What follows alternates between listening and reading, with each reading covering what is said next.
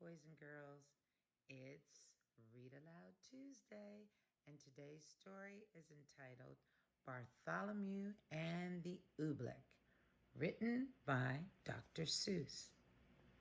This story is a story about a king who was very selfish and very unhappy with the weather that he received each season.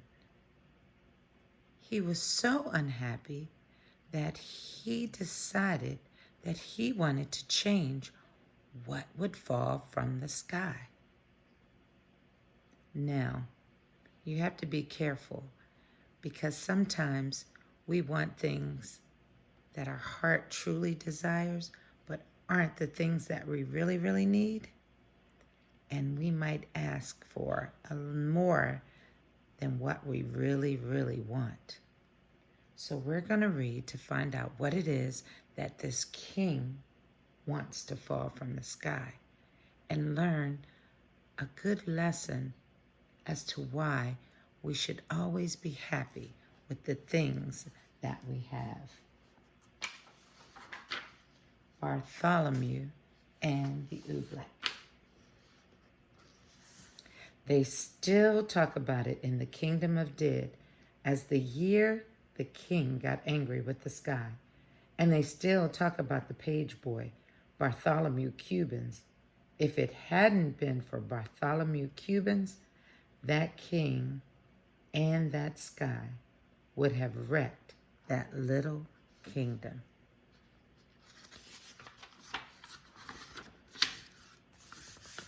Bartholomew had seen the king get angry many, many times before.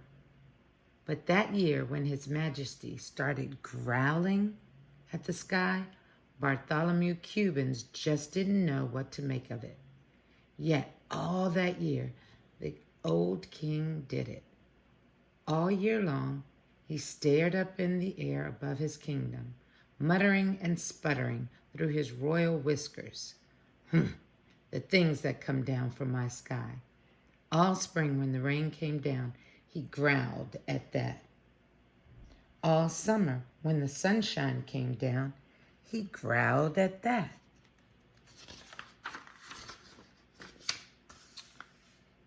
All autumn, when the fall came down, he growled at that too.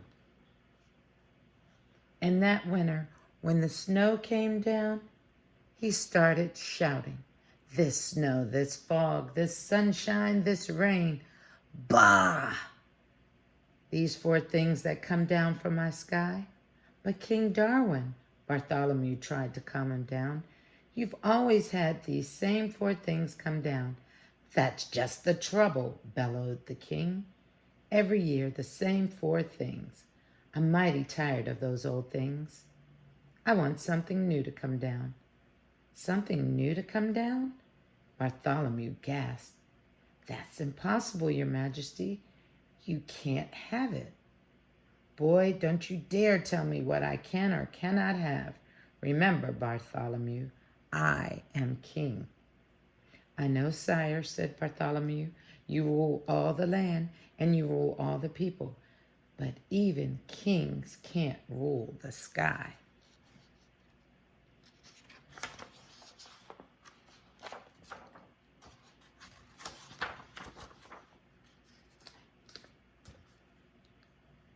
"Can't, eh?" His Majesty flew into a terrible rage.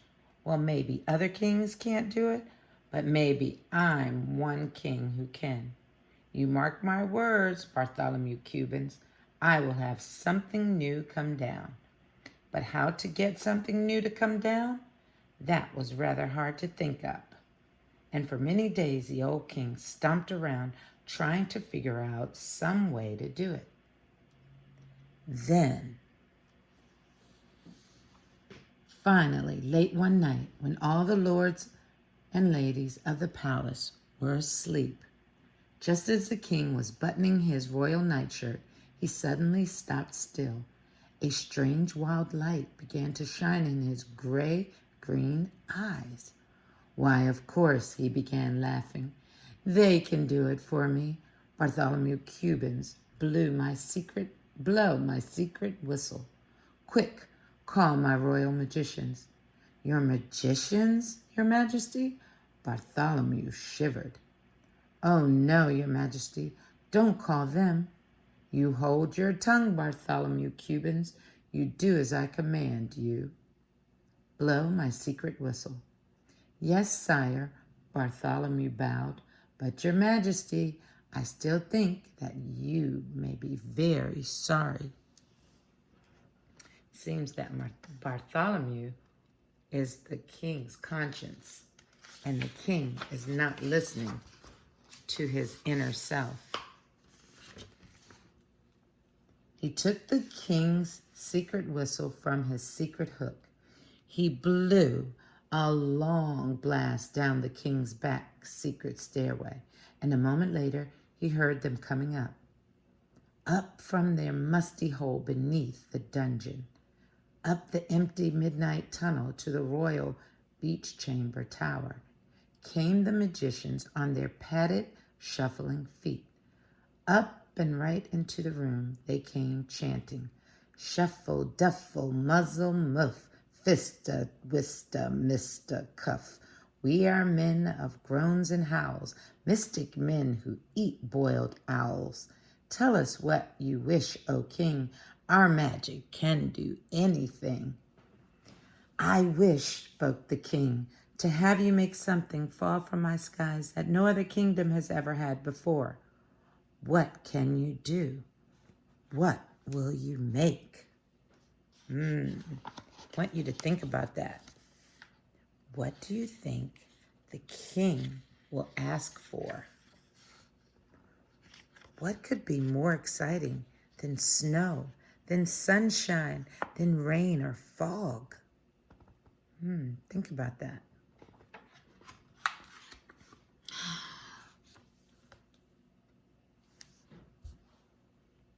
All right, the magicians did.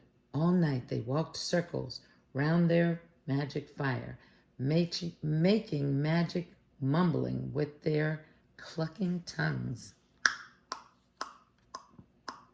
Oh, snow and rain are not enough. Oh, we must make some brand new stuff. So feed the fire with wet mouse hair. Burn an onion, burn a chair. Burn a whisker from your chin, and burn a long, sour lizard skin. Burn yellow twigs, and burn red rust, and burn a stocking full of dust. Make magic smoke, green, thick, and hot. It sure smells dreadful, does it not? That means the smoke is now just right. So quick before the day gets light. Go, magic smoke, go high, go high. Go rise into the kingdom sky. Go make the oobleck tumble down on every street in every town. Go make the wondrous oobleck fall. Oh, bring down oobleck on us all. Whoa. So did you think about what oobleck might look like?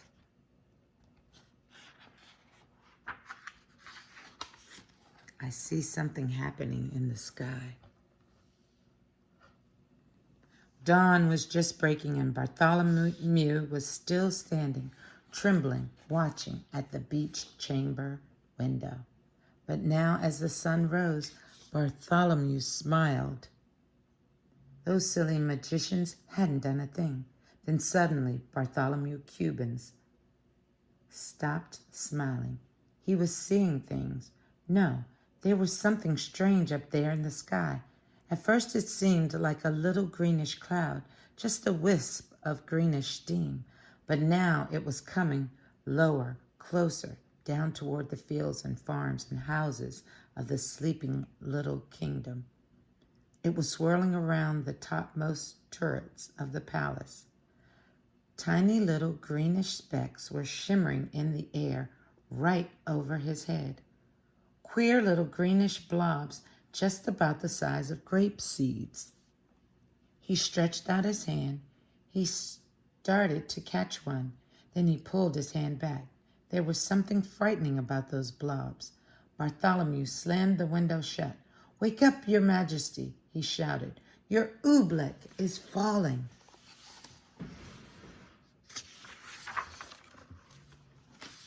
Look at the king. I'm sure you can tell how he's feeling about his oobleck. The king sprang out of his royal bed sheets.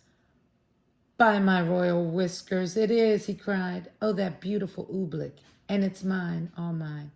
"I don't like the looks of those blobs, sire," said Bartholomew. "They're coming down now as big as greenish peanuts." "The bigger the better," laughed the king. "Oh, what a day! I'm going to make it a holiday. I want every man, woman, and child in the kingdom to go out and dance in my glorious oobleck." "Out in that stuff?" asked Bartholomew.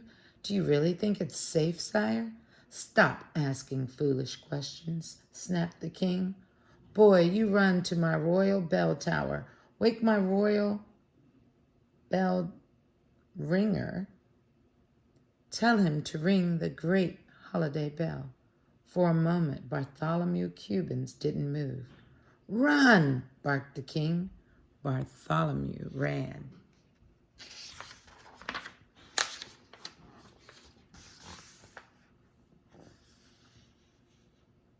Across the sleeping palace, Bartholomew ran. Then up the ladder of the high bell tower, he climbed to the bell ringer's little cubbyhole in the belfry. "Ring your bell," he called. "His Majesty the King proclaims today as a holiday." The old man crawled out of his cot. He grabbed the bell rope. "What's the holiday for, Bartholomew?" "You'll find out soon enough," said Bartholomew. The bell ringer yanked the rope. Nothing happened. He yanked harder. Still nothing happened. "Eh? What's wrong with my bell?" he murmured. "I'd better take a look outside." He poked his head out through the little trap door. What do you think happened? Why is it that his bell didn't ring?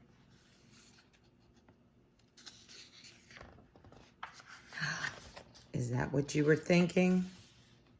Well, you're right.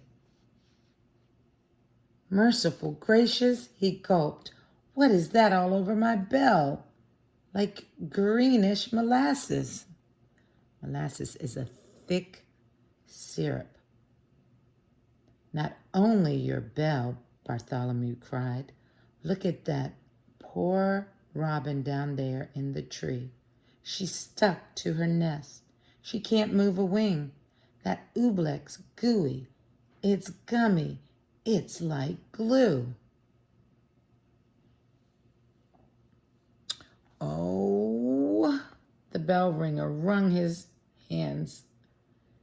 "If that green stuff sticks up robins, it'll stick up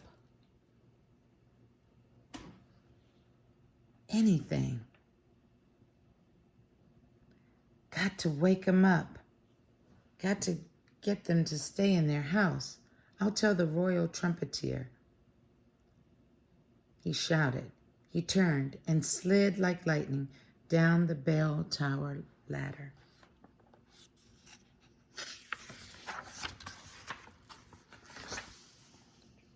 To the trumpeter's tower raced Bartholomew Cubbins, and on up the steps 4 stairs at a time. As he ran, he could hear the plop, plop of the oobleck on the window panes. It was pelting against the palace walls as big as greenish cupcakes now. He yanked the corners of the snoring trumpeter. He shoved his cold trumpet right into his sleepy hands. "Get up, warn the people. Blow the alarm." "Alarm?" yawned the trumpeter. Then his eyes saw the oobleck. "Those green things, Bartholomew? Where'd they come from?" The king panted. Bartholomew. "His royal magicians made them." The royal trumpeter leapt from his bed. That king of ours should be ashamed. He jabbed his trumpet out of the window. I'll blow, he shouted, the loudest alarm that's ever been heard in the kingdom of Did.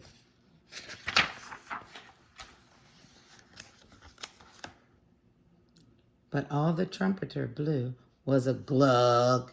My horn, he gulped. One of these green things flew inside it. He tried to blow it out. He couldn't blow it out. He tried to shake it out. He couldn't shake it out.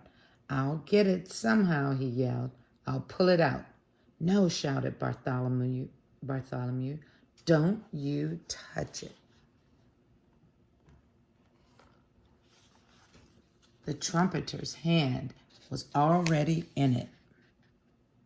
His fingers grabbed hold of the lump of oobleck.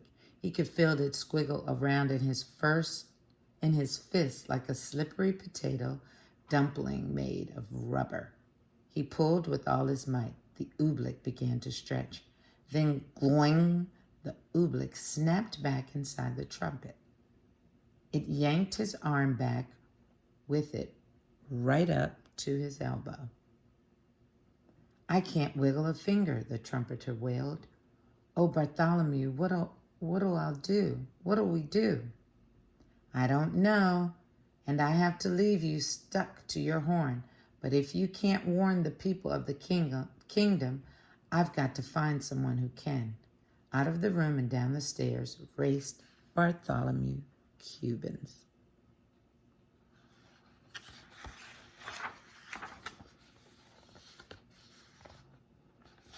The captain did.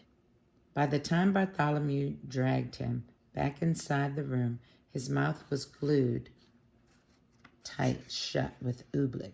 He tried to speak, but no words came out. All the noble captain of the guards could do was blow a lot of little sticky greenish bubbles. Forgive me for leaving you, Captain, said Bartholomew, but a captain full of bubbles is no help at all. Bartholomew stretched the poor man out. He left him there on his chamber floor. Bartholomew went tearing through the zigzag palace hallways. I'll get the king's horse. I'll ride through the country. I'll warn the people of the kingdom myself. He pushed open the door that led out to the royal stables. Oh, I wonder if he's going to be able to warn the people. Look. Bartholomew stopped. He could go no farther. The awful oobleck was plumping down as big as greenish footballs. Too late to warn the people of the kingdom. There were farmers in the fields getting stuck to hoes and plows.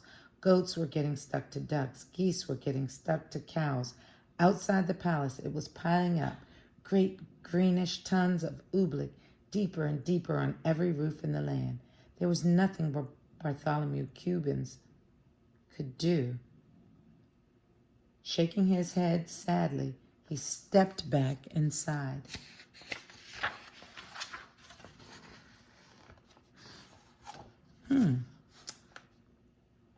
But inside, a moment later, it was just as bad as out. With an angry roar, the oobleck was suddenly hitting the palace harder. It was battering and spattering against the walls, as big as greenish buckets full of gooey asparagus soup. Like a sinking sailboat, the whole palace was springing leaks. The oobleck was ripping the windows right off their hinges. It was dripping through the ceilings. It was rolling down the chimneys. It was coming in everywhere, even through the keyholes. From every bedroom in one palace came the howls of lords and ladies. Frightened in their nightgowns, they came jumping to their doors. Go back to your beds. Get under your blankets, Bartholomew Cubbins went crying through the halls. But nobody paid the slightest attention. Everyone in the palace started rushing madly about. The royal cook rushed down to the royal kitchen. Bartholomew Cubbins saw him trapped there, stuck to 3 stew pots and a teacup and a cat. The royal laundress rushed outside to save her laundry. Bartholomew saw her, stuck tight to the clothesline between 2 woolen stockings and the king's best Sunday blouse.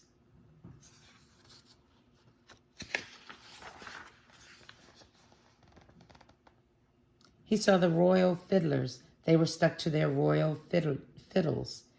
Everywhere Bartholomew ran, he saw someone stuck to something.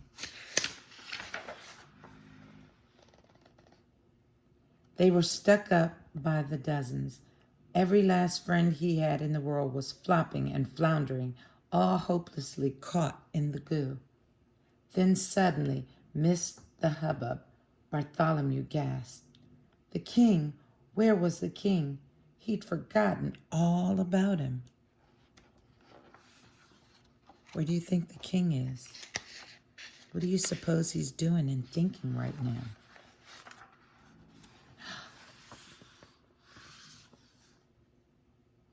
It was in the throne room that Bartholomew found him. There he sat, old King Derwin, proud and mighty ruler of the kingdom of Did, trembling, shaking, helpless as a baby. His royal crown was stuck to his royal head. The seat of his royal pants were stuck to his royal throne. Obleck was dripping from his royal eyebrows. It was oozing into his royal ears. "Fetch my magicians, Bartholomew," he commanded. "Make them say some magic words. Make them stop the oobleck falling." Bartholomew shrugged his shoulders. "I can't fetch them, your majesty. Their cave on Mountain Nekatave, whoa, is buried deep in Obleck. Then I must think of some magic words," groaned the king. "Oh, what are those words my magicians say? Shuffle, duffle, muzzle, muff. That's all I can remember, and they don't do any good. The Obleck keeps on falling harder."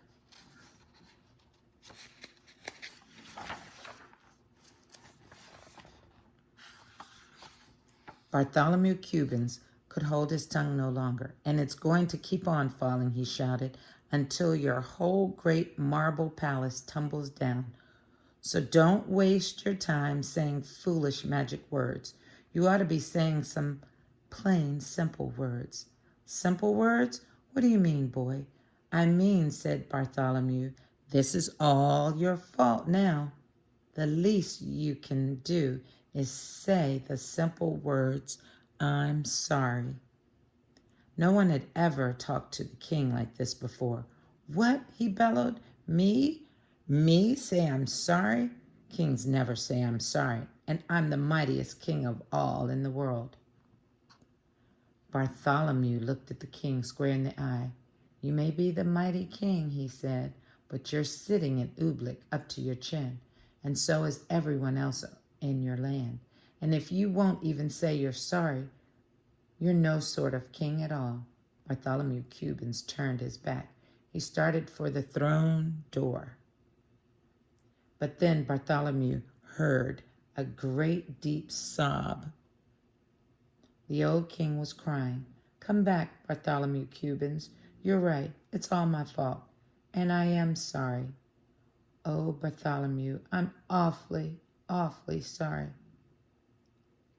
And the moment the king spoke those words, something happened. Maybe there was something magic in those simple words, "I'm sorry." Maybe there was something magic in those simple words, "It's all my fault." Maybe there was, and maybe there wasn't. But they say that as soon as the king spoke them, the sun began to shine, and fight its way through the storm. They say the falling oobleck blobs grew smaller and smaller and smaller. They say that all the oobleck that was stuck on all the people and all of the animals of the kingdom of Did just simply, quietly melted away. And then they say Bartholomew took the king by the sleeve